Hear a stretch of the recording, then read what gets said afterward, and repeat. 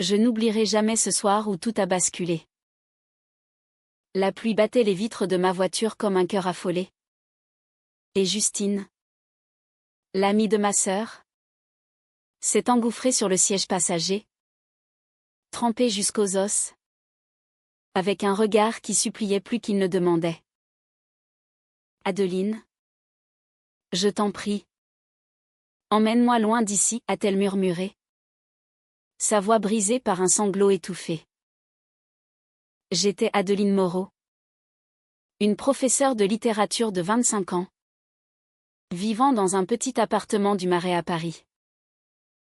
Ma vie était un équilibre précaire entre les cours à la Sorbonne et les dîners familiaux chez mes parents en banlieue. Ma sœur aînée, Claire, était l'opposé de moi, extravertie, ambitieuse, travaillant comme avocate dans un cabinet prestigieux. Justine était son ombre, sa confidente depuis l'université. Elles se connaissaient depuis des années, partageant des secrets que je n'imaginais même pas. Justine avait 26 ans, avec des cheveux noirs ondulés qui encadraient un visage aux traits fins. Presque espagnole, elle m'avait raconté un jour que sa grand-mère venait de Séville, apportant avec elle des histoires de flamenco et de passion dévorante. Ce soir-là, Claire m'avait appelé en urgence. Justine a besoin d'un trajet. Elle est chez moi, mais elle doit partir vite. Peux-tu la prendre ? J'avais accepté sans poser de questions. Comme toujours. Quand Justine est montée dans la voiture, son parfum de jasmin a envahi l'habitacle, mélangeant à l'odeur de la pluie. Elle tremblait. Pas seulement de froid. Qu'est-ce qui s'est passé ? Ai-je demandé, démarrant le moteur. Elle a secoué la tête, les yeux rivés sur la route. Rien que tu puisses comprendre, Adeline. Conduis juste. Nous avons roulé en silence vers le sud de Paris, vers Orly, où elle disait avoir un vol à prendre. Mais au fur et à mesure des kilomètres, les mots ont commencé à couler. Justine m'a parlé de sa vie, de son enfance à Lyon, élevée par une mère seule qui dansait le tango pour oublier ses peines. Ma grand-mère me racontait des légendes andalouses, où l'amour est une flamme qui consume tout, a-t-elle dit, sa voix gagnant en intensité. Je l'écoutais, fascinée. Moi, qui avais toujours fui les émotions trop vives, préférant me réfugier dans les pages de Balzac ou de Proust, je sentais quelque chose remuer en moi. À mi-chemin, elle a craqué. Claire et moi, on s'est disputé. Gravement. J'ai ralenti. Surprise. À propos de quoi ? Elle a hésité. Puis, de toi. Mon cœur a bondi. De moi ? Pourquoi ? Justine a tourné la tête vers moi. Ses yeux noisettes brillants de larmes. Parce que je t'ai vue. Adeline. Vraiment vue. Et Claire l'a compris avant moi. C'était absurde.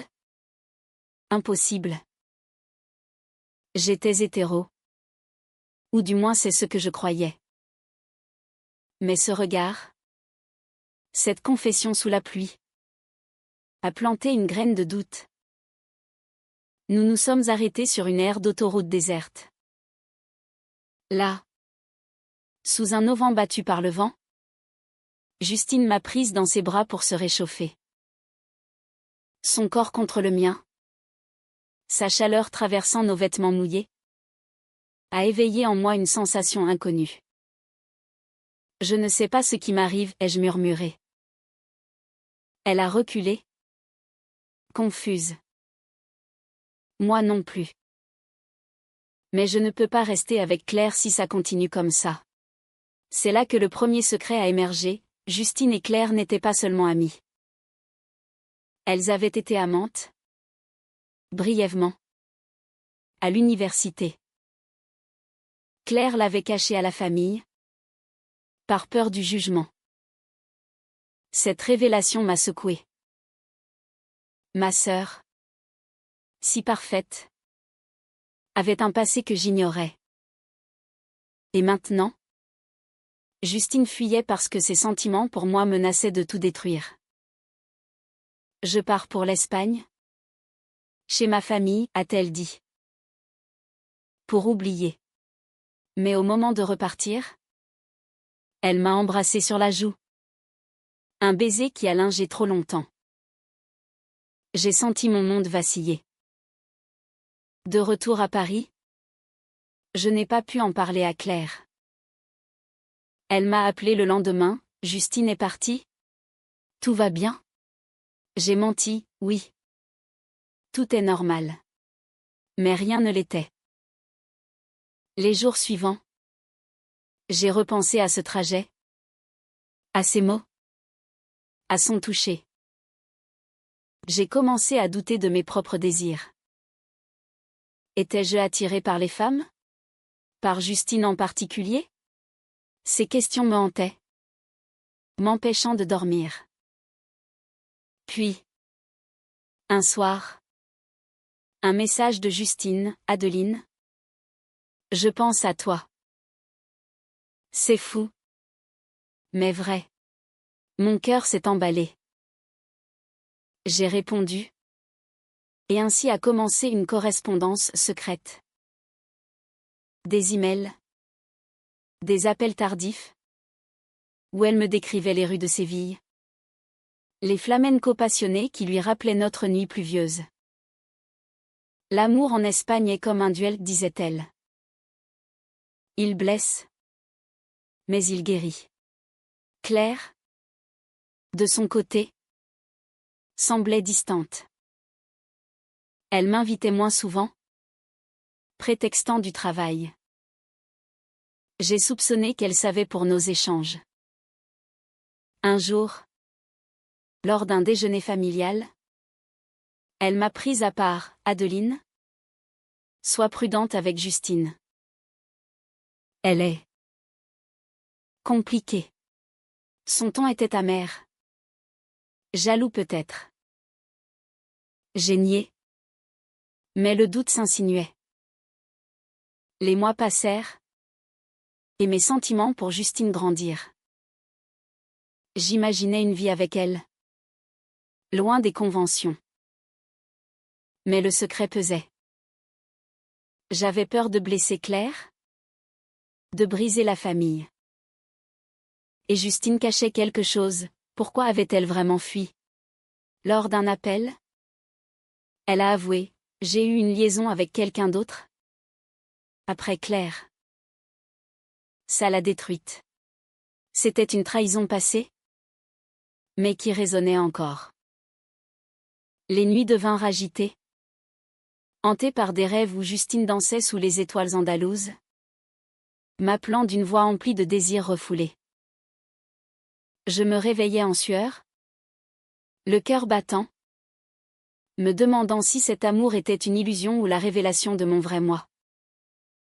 Claire, sentant mon trouble, insista pour un week-end en famille à la campagne, près de Fontainebleau.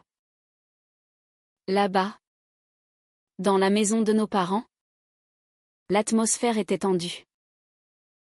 Notre mère, une femme élégante aux cheveux grisonnants, préparait des repas copieux, ignorant les sous-courants.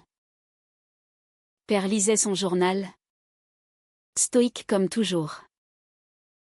Claire m'observait, ses yeux bleus scrutateurs. Tu sembles distraite, Adeline. Un homme dans ta vie, a-t-elle demandé avec un sourire forcé. J'ai rougi, non. Rien de tel. Mais son regard disait qu'elle n'y croyait pas. Ce soir-là, après le dîner, nous nous sommes promenés dans la forêt. Les feuilles craquaient sous nos pas. L'air rempli d'une humidité automnale. Claire s'est arrêtée. Justine t'a contacté? J'ai hésité. Puis, oui. Quelques messages. Elle a pâli. Écoute-moi. Adeline. Justine n'est pas ce qu'elle paraît. Elle m'a trahi. Autrefois. Les détails ont jailli, à l'université. Elles avaient été amantes en secret. Justine avait promis l'exclusivité. Mais avait flirté avec une autre étudiante. Ça m'a brisé, a confessé Claire. Les larmes aux yeux. Et maintenant? Je vois comment elle te regarde. Ne tombe pas dans son piège. J'étais stupéfaite. Justine m'avait parlé de cette liaison, mais en la minimisant. Était-ce une trahison plus grave? Mon cœur se serrait.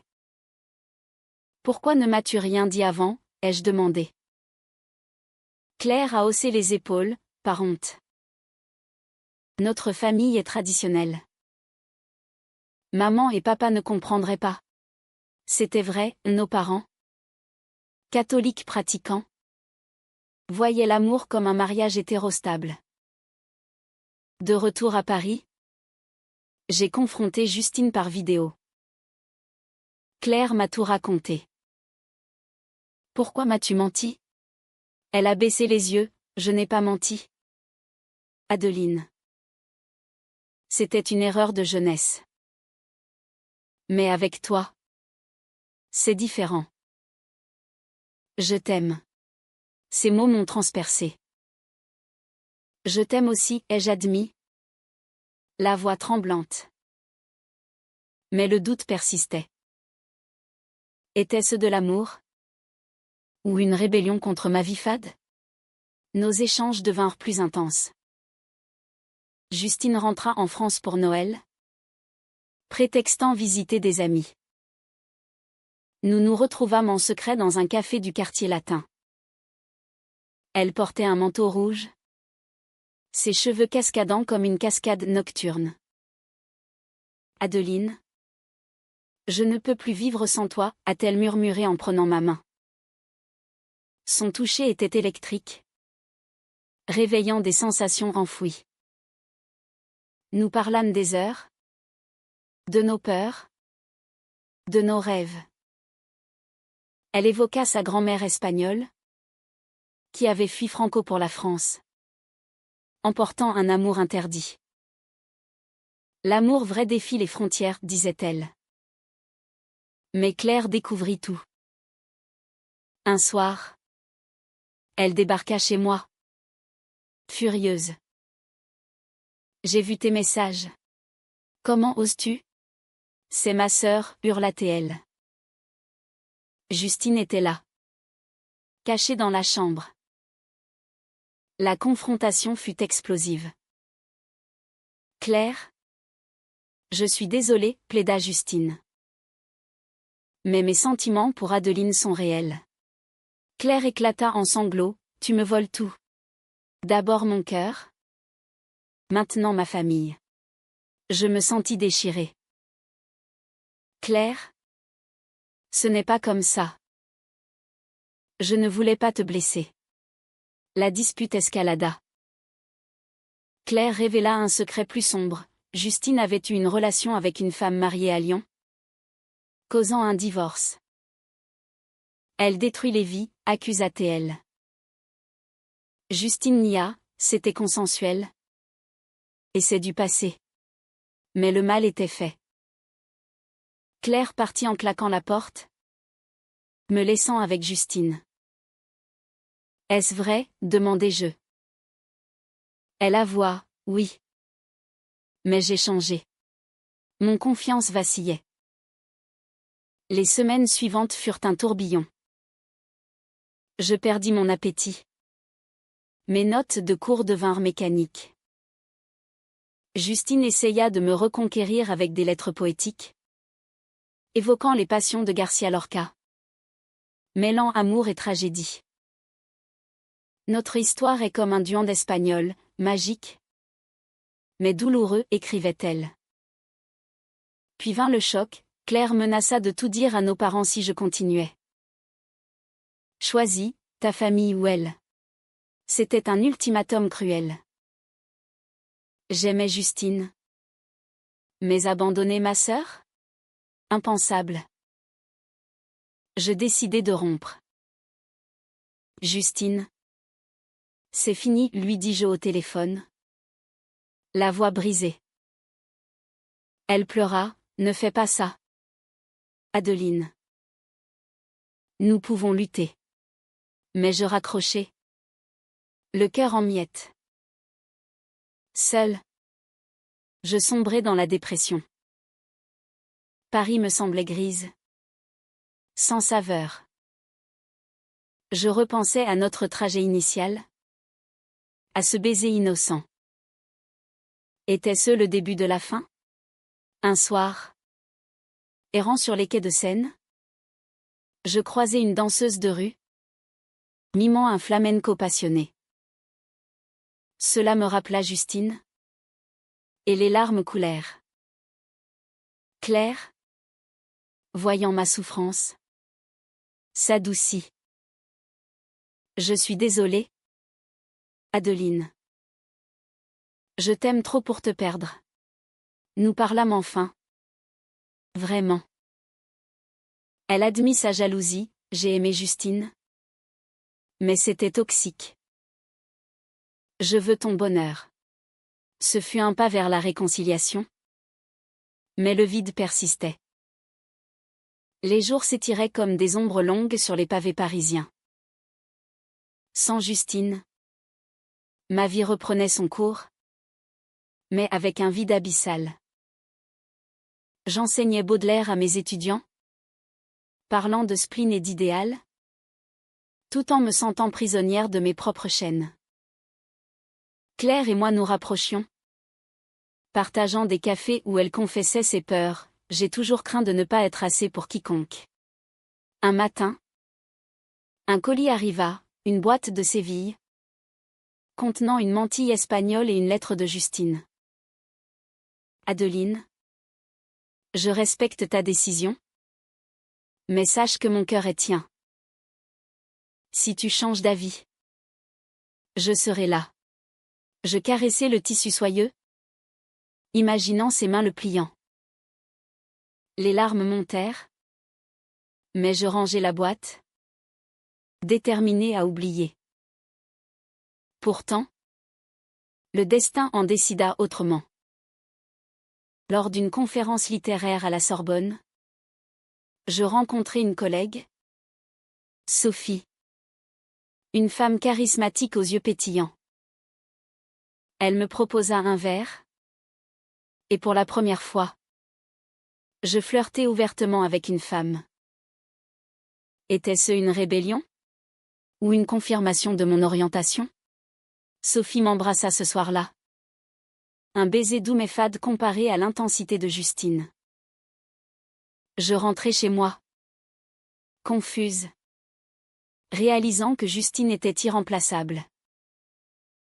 Claire, apprenant pour Sophie, fut surprise mais supportive. Si c'est ce que tu es, Adeline, je t'accepte. Ce fut un moment de vérité, j'avouai mon attirance pour les femmes. Enfouie depuis l'adolescence. Justine m'a ouvert les yeux, dis-je. Claire hocha la tête, peut-être que j'ai été égoïste. Mais elle garda un secret, elle avait contacté Justine, lui disant de s'éloigner. Le climax approchait. Justine revint à Paris pour un travail temporaire. Elle m'appela, je dois te voir. Une dernière fois. J'acceptai. Le cœur battant. Nous nous retrouvâmes au jardin du Luxembourg, sous un ciel printanier.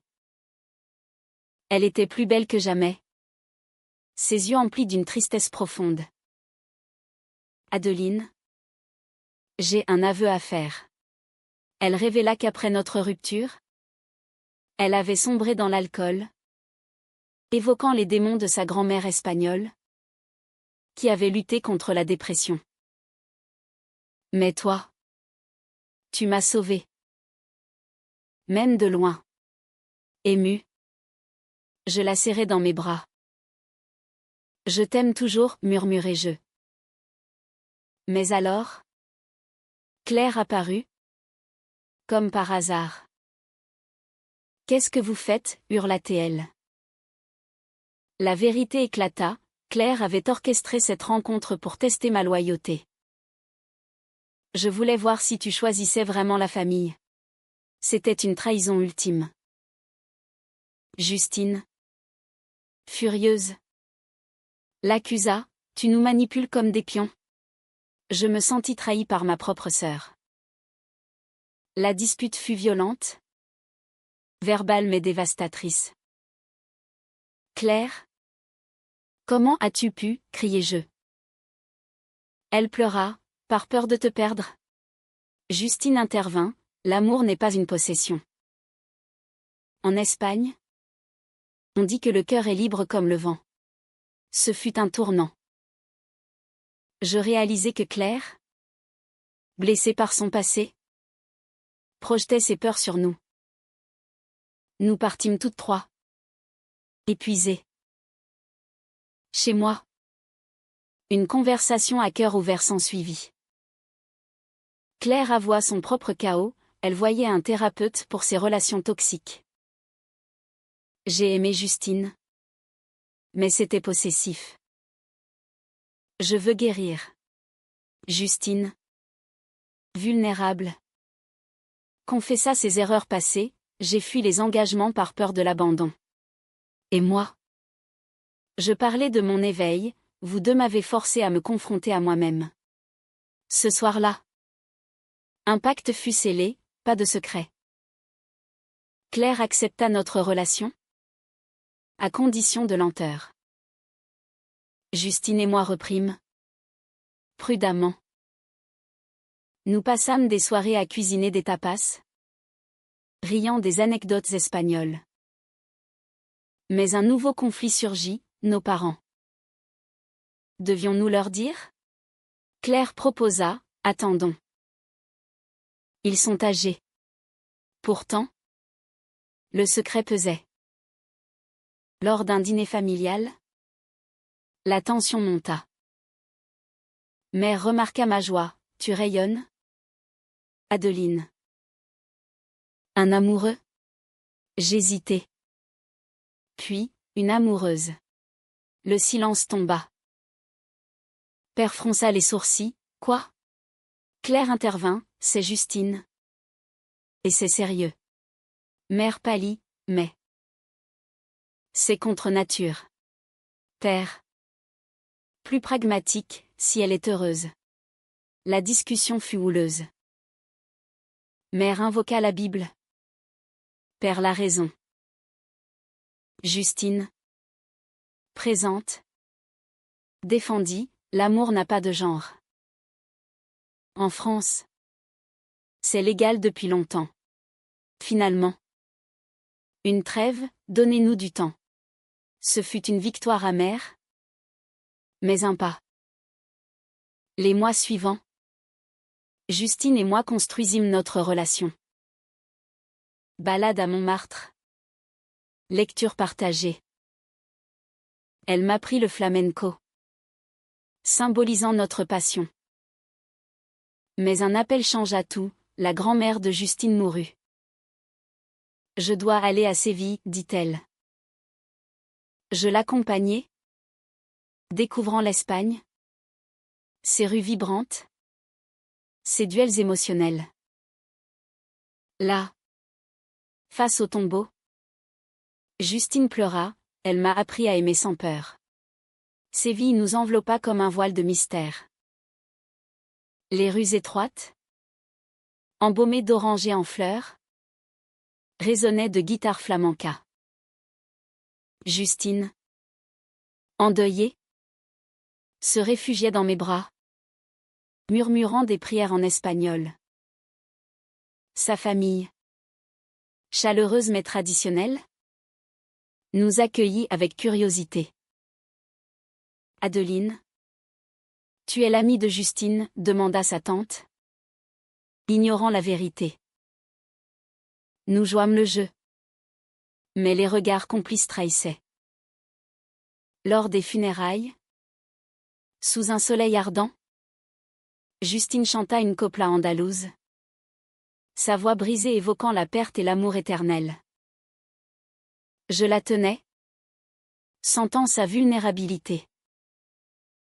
Ce voyage renforça notre lien, mais révéla des fissures. Justine avoua, ma famille ne sait rien de nous. Ils sont catholiques stricts. Un nouveau secret. Un nouveau dilemme. De retour à Paris, la réalité nous rattrapa. Claire, guérie par la thérapie, nous soutenait. Allez-y doucement, conseillait-elle. Mais un incident bouleversa tout, un collègue à la Sorbonne découvrit notre relation et répandit des rumeurs. Adeline est lesbienne, chuchotait-on. Mes étudiants me regardaient différemment. Certains avec admiration, d'autres avec dédain. Un parent d'élève se plaignit, inapproprié pour une professeure. Je fus convoqué par le doyen. Adeline, votre vie privée est vôtre? Mais cela affecte l'institution. C'était injuste. Discriminatoire. Justine, furieuse, proposa, démissionne. Viens vivre avec moi. Mais j'aimais mon métier. Le conflit intérieur rageait, sacrifier ma carrière pour l'amour? Ou lutter? Claire intervint. Utilisant ses compétences d'avocate, c'est de la discrimination. Batte-toi. Nous montâmes un dossier. Contactant des associations LGBT. La presse locale s'empara de l'affaire, une professeure défend son droit à aimer. Cela attira l'attention. Positive et négative. Des menaces anonymes arrivèrent, dégénérées. Justine tremblait, c'est ma faute. Le point culminant fut une manifestation devant la Sorbonne. Des étudiants me soutinrent, brandissant des drapeaux arc-en-ciel. Justine était à mes côtés, criant, l'amour est un droit. Claire, présente, harangua la foule, ma sœur mérite le respect. Nos parents, informés, vinrent. Mère, larmes aux yeux, je ne comprends pas. Mais je t'aime. Père, nous sommes fiers. Le doyen céda, s'excusant publiquement. Victoire. Mais le coût émotionnel était élevé. Justine, épuisée, confia, j'ai peur que ça nous brise. Je la rassurai, non. Ça nous unit. Pourtant, un ultime secret émergea. Justine avoua, avant toi. J'ai eu une fille avec une ex. Elle vit à Lyon. Stupéfaite, une enfant. Elle hocha la tête, oui. Élise. 5 ans. Je la vois peu. Par accord. Pourquoi cacher ça? Par peur de te perdre. Je suis une mère imparfaite. Cela changeait tout. Étais-je prête pour ça? Je réfléchis des nuits entières. Rencontrer Élise? Devenir une famille? Claire? Apprenant? Fut choquée mais compréhensive, c'est une chance.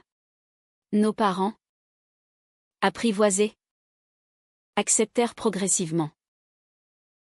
Justine et moi emménageâmes ensemble dans un appartement à Belleville. Élise vint pour des week-ends. Une petite brune espiègle qui appelait Justine Maman Jus. Je l'aimais déjà. Apprenant à être une figure parentale. Les défis étaient nombreux, équilibrer travail, amour, famille. Mais les moments de joie, un pique-nique au parc des Buttes-Chaumont. Élise riant valait tout. Un soir, Sous les étoiles. Justine me demanda, épouse-moi. Adeline. À genoux. Avec une bague simple. Larmes aux yeux, oui. Claire fut témoin. Nos parents présents à la mairie. Mère murmura, soyez heureuse. C'était un happy end.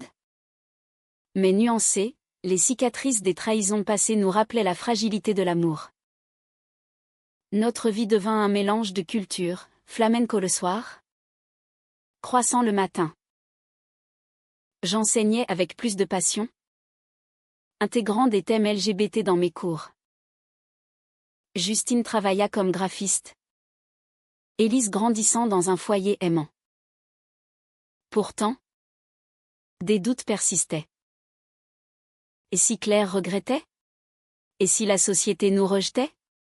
Mais l'amour, comme un duande, triomphait. Les années passèrent, tissant un tapis de souvenirs.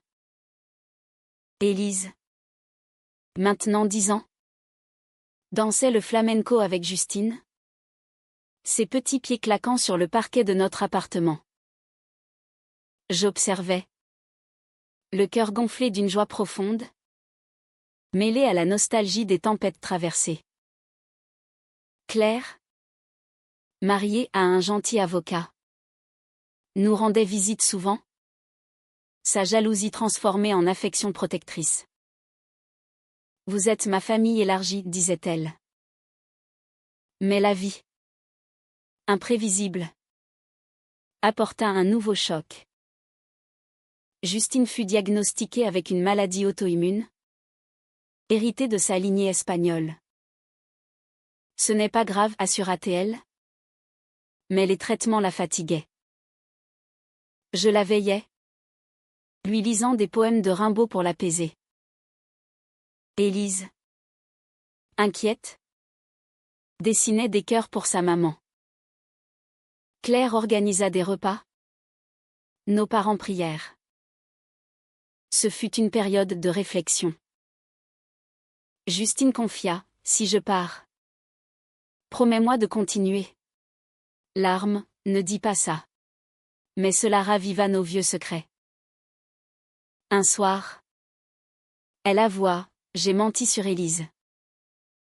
Son père biologique est impliqué. Stupéfaite, quoi? Elle expliqua, une insémination avec un ami gay. Pas une ex. Je voulais te protéger. Encore une trahison? Pourquoi? Par peur du jugement. La colère monta, toujours des mensonges. Nous disputâmes, évoquant le passé.